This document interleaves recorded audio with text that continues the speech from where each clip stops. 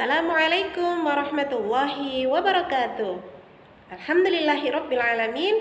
Segala puji bagi Allah Rabb semesta alam. Pada pagi hari ini Ustazah Ayu bisa menyapa kalian semua anak-anak solih solihah level 4 SDTQ Al-Abidin Surakarta. Alhamdulillah, hari ini kita akan belajar pelajaran ilmu pengetahuan sosial atau yang biasa disebut dengan IPS. Nah, ini pelajaran baru ya untuk kalian di kelas 4. Dalam pelajaran IPS, kita nanti akan belajar tentang negara kita, yaitu negara Indonesia. Hari ini, pada pertemuan pertama, kita akan belajar tentang keragaman negara Indonesia. Apa saja keragaman negara kita? Yuk, kita ikuti video pembelajaran hari ini. Hari ini kita akan belajar ilmu pengetahuan sosial kelas 4 dengan kompetensi dasar mengidentifikasi keragaman sosial, ekonomi, budaya, etnis, dan agama di provinsi setempat sebagai identitas bangsa Indonesia, serta hubungannya dengan karakteristik ruang.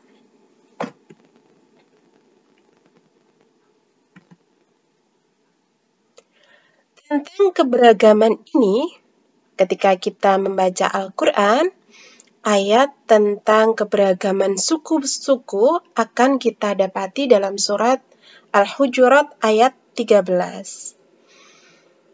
Bismillahirrahmanirrahim. Ya ayyuhan nasu inna khalaqnakum min dzakarin wa untha wa ja'alnakum syu'uban wa qabaila lita'arafu. Inna akramakum 'indallahi atqakum. Innallaha 'alimun khabir. Wahai manusia, sungguh kami telah menciptakan kamu dari seorang laki-laki dan seorang perempuan. Kemudian kami jadikan kamu berbangsa-bangsa dan bersuku-suku agar kamu saling mengenal. Sesungguhnya yang paling mulia di antara kamu di sisi Allah ialah orang yang paling bertakwa. Sungguh Allah Maha Mengetahui, Maha Teliti. Dalam ayat ini Allah sudah menjelaskan bahwa Allah itu menciptakan manusia itu bermacam-macam, berbangsa-bangsa, berbeda-beda suku.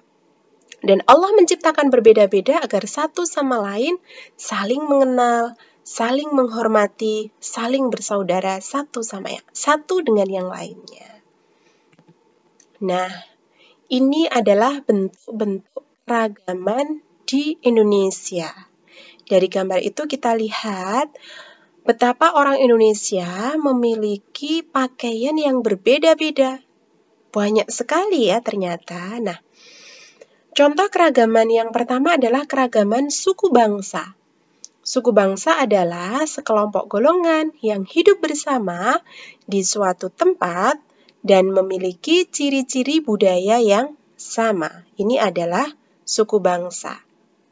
Jadi mereka orang-orang yang tinggal dalam suatu daerah secara bersama-sama, ini dinamakan suku bangsa. Nah, di Indonesia itu suku bangsanya itu banyak sekali karena daerahnya luas, maka orang-orang yang tinggal di setiap daerah itu banyak sekali. Nah, ini adalah contoh suku bangsa di Indonesia. Di Pulau Sumatera ada Batak, Minangkabau, Aceh. Kemudian di Sulawesi ada suku Bugis, suku Minahasa, suku Buol. Di Jawa dan Bali ada suku Jawa, Sunda, Betawi, Bali. Kemudian di Nusa Tenggara ada suku Sasak, suku Sumba, suku Dawan. Kemudian di Kalimantan ada suku Dayak, suku Banjar, dan suku Melayu. Kemudian di Maluku dan Papua ada suku Tobelo, suku Dani, dan suku Asmat. Ini adalah contoh ya suku-suku bangsa yang ada di Indonesia. Nah, kemudian contoh keragaman yang kedua adalah keragaman bahasa. Bahasa itu adalah alat komunikasi yang digunakan oleh manusia Bahasa yang digunakan setiap suku bangsa berbeda-beda. Jadi, orang-orang Indonesia itu memiliki bahasa daerah masing-masing.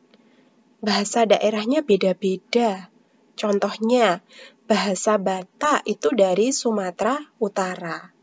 Kemudian bahasa Sunda itu berasal dari Jawa Barat. Kemudian bahasa Betawi itu berasal dari DKI Jakarta. Nah, makanya orang Indonesia dipersatukan dengan bahasa persatuan yang namanya bahasa Indonesia.